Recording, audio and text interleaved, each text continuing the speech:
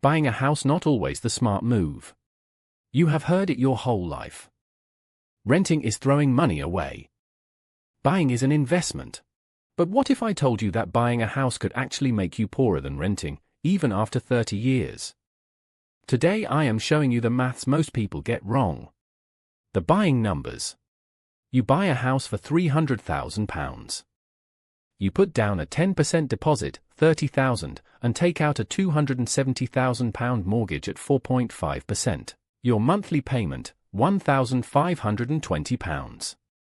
Over 30 years, you will pay £547,000 total. That is £247,000 in interest alone. £247,000 in interest alone. And that is just the mortgage.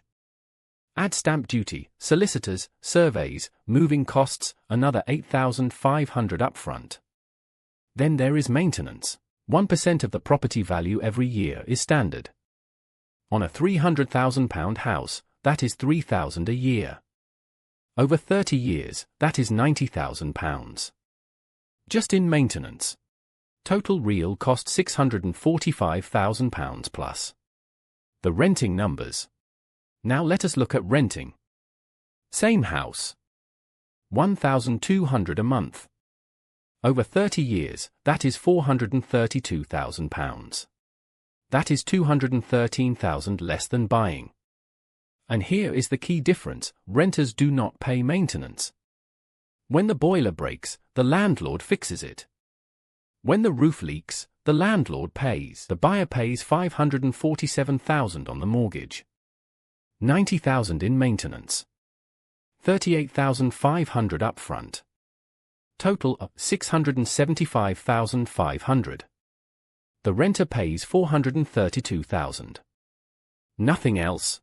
£243,000 less just from renting. The opportunity cost. But the buyer owns the house, right? Let us say it doubles in value to £600,000 over 30 years. That is 3.6% growth per year, optimistic but possible. House doubles still minus £75,500. The buyer spent £675,500. Their house is worth £600,000. That is a net loss of £75,500, even after the house doubled. Now the renter. They never spent that £38,500 deposit. They invest it as a lump sum. Plus they save £200 a month from lower monthly costs and no maintenance. That £38,500 plus £200 a month into a global index fund at 7%. Over 30 years, they have roughly £475,000. The homeowner is down £75,000. The renter has £475,000 in investments. That is a £500,000 difference. And the renter can move whenever they want. The gap £550,000. When buying makes sense. Now I am not saying buying is always bad. For some people it makes perfect sense. If you plan to stay in one place for 10 years or more, the upfront costs get spread out and the math shifts in your favor.